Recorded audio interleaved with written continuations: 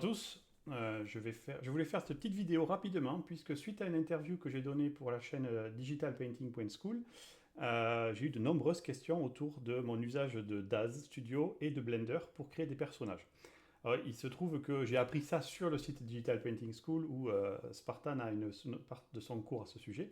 Sauf que depuis, l'add-on qui permettait de faire le transfert n'était plus fonctionnel et j'avais développé un patch. Entre-temps, j'ai recontacté son auteur qui m'a indiqué qu'il y avait une nouvelle version qui était disponible pour Blender 4.4. Du coup, ce que je vous propose aujourd'hui rapidement, c'est de refaire l'installation complète de ce plugin et de faire un export depuis Daz jusqu'à Blender. Donc sans plus attendre, allons-y. Première chose, donc je mettrai le lien évidemment de la page de Diffeomorphic avec les liens de cet épisode. Et l'idée, c'est pour vous d'aller choisir sur cette page le Daz Importer. Ça vous amène à une page sur Dropbox qui vous permet de télécharger ici Import Daz 4.4, donc la version 4.4. Je vais le sauvegarder directement ici sur mon bureau, voilà, remplaçant celui que j'avais déjà. Et l'idée, dans cette script-là, c'est le script à la fois pour Blender et le code pour Daz Studio. Le code pour Daz Studio se trouve dans le répertoire qui s'appelle ToDaz Studio. À l'intérieur, il y a un fichier script. L'idée, c'est de copier ce script dans votre librairie Daz. Alors vous allez me demander où se trouve votre librairie Daz.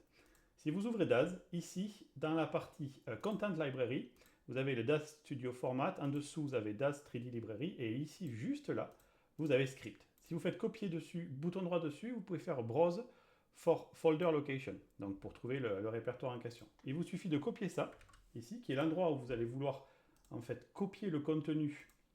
Moi, je vais le mettre ici. Donc à gauche, ici, j'ai mon import Daz, qui est donc le plugin pour Blender, ainsi que le code pour Daz Studio. Et la chose que vous avez à faire, c'est de venir à la racine de votre Daz 3D Library ici, et de copier-coller ce script là, directement dans votre folder. Alors moi, c'est déjà fait, il est ici. Il a déjà été copié, difféomorphique. Et quand vous allez relancer Daz, vous allez pouvoir ici, directement dans le script, avoir un menu qui s'appelle difféomorphique.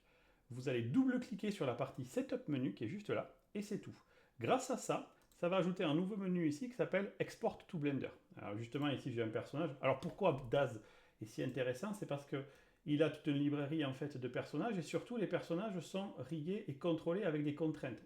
Ça qui veut dire que vous allez pouvoir les faire agir comme des vrais personnages et ainsi produire des poses crédibles.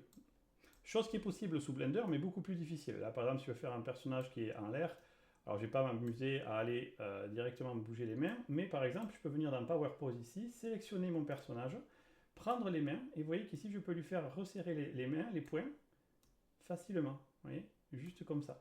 Après, je peux tourner la main, etc. Donc, vous allez pouvoir créer un personnage et les animations qui vont avec, tout en ayant des contraintes. Donc, c'est super pratique, c'est assez ludique. Et voilà, j'ai un personnage qui fait quelque chose que je vais vouloir importer. La première chose que vous devez faire, c'est le sauvegarder. Et la deuxième chose que vous devez faire, c'est Export to Blender. Vous mettiez ce fichier qui s'appelle DBZ, comme Dragon Ball Z, à côté de votre sauvegarde. C'est assez rapide en fonction du personnage. Et une fois que vous avez fait ça, vous allez pouvoir venir dans Blender. Dans Blender, avant toute chose, on doit aller dans les préférences pour ajouter le Daz Importer. Moi, il y est déjà, mais pour le rajouter pour vous, c'est tout simple. Vous cliquez ici sur Install from Disk et vous allez récupérer le Daz qu'on a téléchargé depuis le site de l'auteur de Diffeomorphic. Vous l'installez. Ça va vous rajouter ici au niveau du menu N un nouveau menu qui s'appelle Daz Setup avec un bouton Easy Import. Vous cliquez dessus, vous allez chercher votre fichier. Quelques instants plus tard, magie du cinéma, votre personnage est ici. Alors on peut faire un petit rendu rapide avec les bonnes lights et vous voyez qu'on a exactement ce que l'on avait sous Daz Studio. Alors en plus, ce qui est pas mal ici, c'est que si jamais vous passez sur votre squelette ici, vous pouvez bouger les poses, voyez, et ça a généré des choses crédibles. On peut même aller plus loin que ça, on peut demander au système de convertir pour MHX, qui est un autre mécanisme de contrôle qui est plus proche de Daz. Donc si vous faites ça, voilà, vous allez vous retrouver ici avec des contrôles de plus haut niveau. Par exemple ici, si je prends ce carré qui contrôle le pied, il a des contraintes. Et donc, si je le bouge, vous voyez, il va, comme dans Daz, me permettre de faire des animations, corriger ce que j'aurais pu avoir qui ne me plaît pas depuis Daz, voilà, et directement dans notre ami ici Blender. Donc c'est quand même pas mal. Et à partir de là, à vous de jouer pour la suite.